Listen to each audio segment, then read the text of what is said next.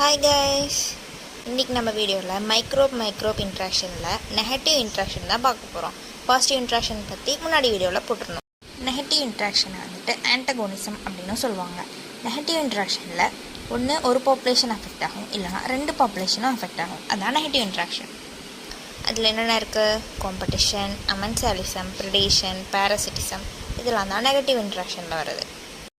இதில் ஃபஸ்ட்டு பார்க்க போகிறது காம்படிஷனில் ஒன்று ஒரு பாப்புலேஷன் அஃபெக்ட் ஆகும், இல்லை ரெண்டு பாப்புலேஷனுமே அஃபெக்ட் ஆகும். யூஸ்வலாக இது வந்துட்டு ஸ்பேஸ்க்காகவும் நியூட்ரியன்ஸ், அதாவது அதுக்கு தேவையான ஃபுட்டுக்காகவும் தான் அது காம்பீட் பண்ணிக்கும். அது வந்துட்டு காம்படிஷன் அப்படின்னு சொல்லுவாங்க. அடுத்து அமென்சாலிசம்.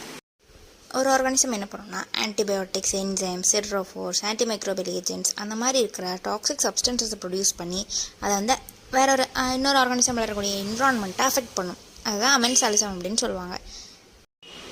சில ஆர்கானிசம்ஸ் வந்துட்டு கெமிக்கல் சப்ஸ்டன்ஸை வந்து ரிலீஸ் பண்ணும், அதாவது ஆன்டிபயோட்டிக்ஸை வந்துட்டு ப்ரொடியூஸ் பண்ணும்.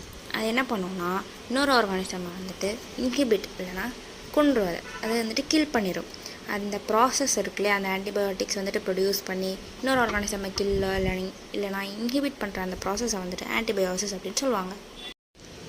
சிடரோஃபோர்ஸ் அப்படிங்கிறது ஒரு அயன் கிலேட்டிங் காம்பவுண்ட். அது சில மைக்ரோப்ஸ்லாம் வந்துட்டு ப்ரொடியூஸ் பண்ணும்.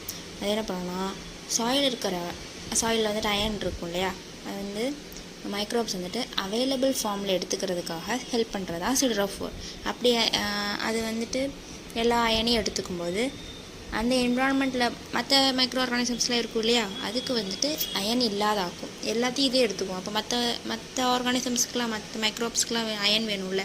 அப்போ அயன் இல்லாதாகும்போது தான் இது ஒரு ஆன்டகோனிஸ்டமாக ஆக்ட் ஆகுது. அதுதான் சிடரோஃபோர்.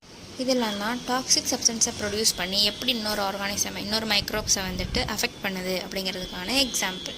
அடுத்து நம்ம பார்க்க போகிறது பேரசிட்டிசம். இது ஒரு ஹோஸ்ட் பேரசைட் ரிலேஷன்ஷிப். இதில் பேரசைட் வந்துட்டு பெனிஃபிட் ஆகும், ஹோஸ்ட் வந்துட்டு டெஸ்ட்ராய் ஆயிரும். பேரசைட் வந்துட்டு ஹோஸ்ட்லேருந்து அதுக்கு தேவையான நியூட்ரியன்ஸ் எல்லாம் எடுத்துக்கிட்டு அது வாழ ஆரம்பிக்கும்.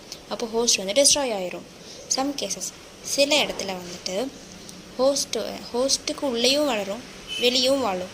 ஹோஸ்ட்டுக்கு வெளியே வாழ்ந்தால் அதை வந்துட்டு எக்டோ பேரசைட் அப்படின்னு சொல்லுவாங்க. ஹோஸ்ட்டுக்குள்ளே பேரசைட் இருந்தால் அதை வந்துட்டு எண்டோ பேரசைட் அப்படின்னு சொல்லுவாங்க.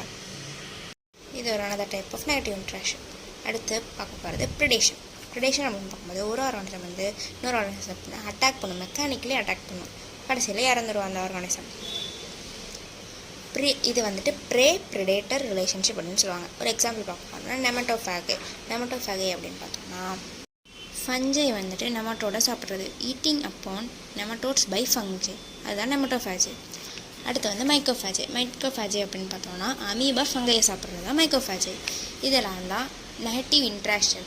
நம்ம பார்த்தோம்ல முன்னாடி வீடியோவில் பார்த்தது பாசிட்டிவ் இன்ட்ராக்ஷன். மைக்ரோப் இன்ட்ராக்ஷனில் பாசிட்டிவ் முன்னாடியே பார்த்தோம். இந்த வீடியோவில் நெகட்டிவ் பற்றி ஃபுல்லாக பார்த்துட்டோம். இனி அடுத்து பிளான்ட் மைக்ரோப் இன்ட்ராக்ஷன்லாம் என்ன அப்படிங்கிறத நெக்ஸ்ட் வீடியோவில் பார்ப்போம். தேங்க்யூ.